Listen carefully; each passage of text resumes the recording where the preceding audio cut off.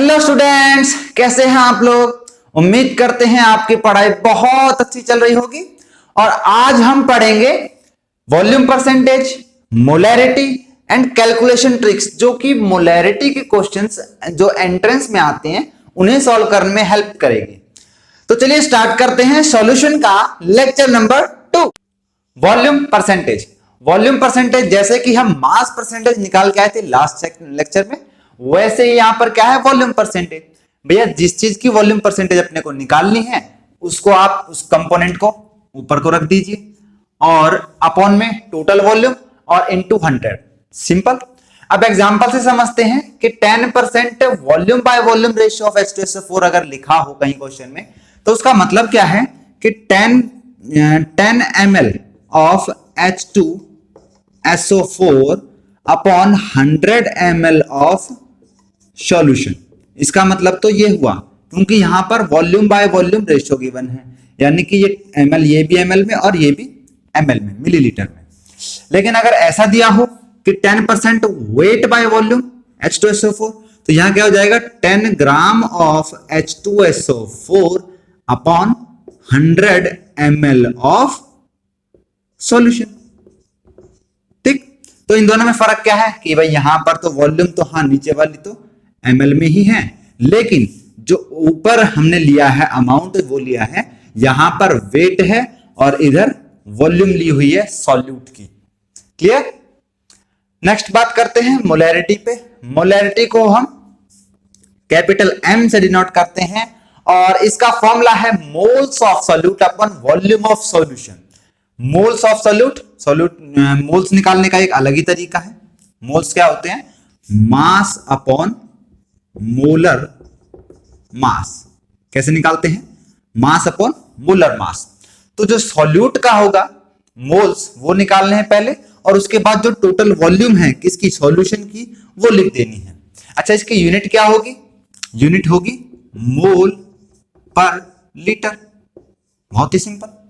अच्छा, एक चीज और कि अगर मोल्स ऑफ सॉल्यूट दिया हो मास इनटू वॉल्यूम, अब मास इनटू वॉल्यूम में अगर लीटर है तो वो मोल्स ही रहेंगे, लेकिन अगर मास इनटू वॉल्यूम मिलीलीटर है तो वहां पर क्या आएगा, मिलीमोल्स, है ना। जो स्टैंडर्ड यूनिट है लीटर के हिसाब से वो मोल्स होगी, लेकिन मिलीमोल्स के लिए ml आएगा, मिलीलीटर आएगा। क्लियर। तो ये फॉर्मूला हम देखकर आ चुके हैं, moles of solute upon volume of solution, जो कि यहां पर यूनिट क्या होती है, मोल पर लीटर। अब अगर लीटर में ना देकर मिलीलीटर में दिया हो तो क्या होगा, moles of solute upon volume. अगर मिलीलीटर में है तो हम इसको 1000 से मल्टीप्लाई कर देंगे, सिंपल सी कैलकुलेशन है। और क्या कर सकते हैं कि मोल्स का फॉर्मूला होता है, मोल निकालने का, मास अपॉन मोलर मास। तो हम क्या यहां पर पुट कर सकते हैं, क्या आएगा देखना, mass upon molar mass into 1000 upon volume. ये दोनों में एप्लीकेबल, लीटर में भी और मिलीलीटर में होगा तब भी। ठीक है, तो molar mass upon molar mass 1000 into volume इन मिलीलीटर। अब ये मास अपॉन वॉल्यूम बोलते हैं डेंसिटी को, डेंसिटी यही तो होती है, मास अपॉन वॉल्यूम। ठीक है, तो यहां पर फॉर्मूला क्या बना, density into 1000 upon molar mass into volume इन ml। क्लियर। अब ये ध्यान रखना कि जो मोलर मास है ना, ये जो मोलर मास है ये किसका मोलर मास है, सॉल्यूट का, या जिसको हमने शुरुआत में MB से डिनोट किया था। क्लियर। तो अब देखते हैं कन्वर्जन इन मोल। कन्वर्जन कैसे होता है, अगर m/2 आपको दे दिया जाए, है ना, पूछ लिया जाए कि 1 मोल का हाफ हो जाए तो कितना आएगा, 0.5 मोल, जिसको हम सेमी मोल के नाम से भी जानते हैं, या सेमी मोलर। अगर आपको बोल दिया जाए m/10 तो कितना आएगा, 0.1 m, जिसको हम क्या बोलते हैं, डेसी मोलर। अगर आपको बोल दिया जाए कि m/100 करना है तो हम क्या करेंगे, 0.00 0.01 मोलर, और इसको हम बोलेंगे सेंटी मोलर। और अगर m बाय 1000 दे दिया जाए तो ये तो हम अभी करके आ चुके हैं 0.001 m, और जिसको हम क्या बोलेंगे मिली मोलर।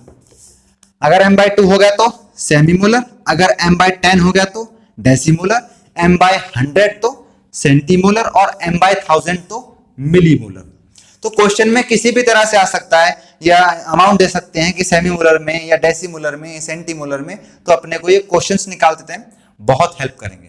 तो आपके लिए एक प्यारा सा क्वेश्चन कि 4.9 gram of H3PO4 dissolved in 100 ml of solution, calculate the molarity of H3PO4। अब इसमें क्या दे रखा है अपने को, सबसे पहले गिवन लिख लेते हैं। गिवन क्या है कि H3PO4 का अमाउंट कितना है, गिवन 4.9 ग्राम, और जो वॉल्यूम दी हुई है वो है 100 ml, बस इतना ही। तो मोलैरिटी निकालेंगे तो क्या आएगा, मोल्स पर यूनिट वॉल्यूम।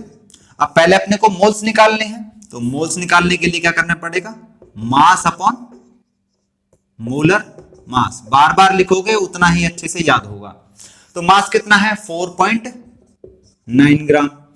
अब मोलर मास निकालना है किसका, H3PO4 का। H3PO4 यानी कि इसका हो गया 0.3, इसका होता है 31, और इसका 16 चौके 64, 4 और 3 7 और 1 8, और 98 कितना आएगा 98, यानी कि 4.9 अपॉन 98, यही होगा। अब इसके 0 हटा दें और इसको क्या कर दें 1/2, और ऊपर आएगा 0.5/10 यानी कि 0.05। 0.05 मोल्स निकल के आए, 0.05 मोल्स बटे वॉल्यूम। अब वॉल्यूम कितनी है 100 ml, not in litre. ml के केस में क्या बताया था, अगर ये मिलीलीटर में हो तो इस पूरे को 1000 से मल्टीप्लाई कर देंगे, तो यहां पर 100 गुणा में 1000, यही आया। अब ये 2 0 से 2 0 उड़ गई, और यहां पर आ गया 0.5 मोलर, ये हमारा आंसर आ गया। क्लियर? तो आज के लिए सिर्फ इतना ही, मिलते हैं अगले लेक्चर में एक शानदार टॉपिक के साथ। तब तक पढ़ते रहें, मेहनत करें, आगे बढ़ें।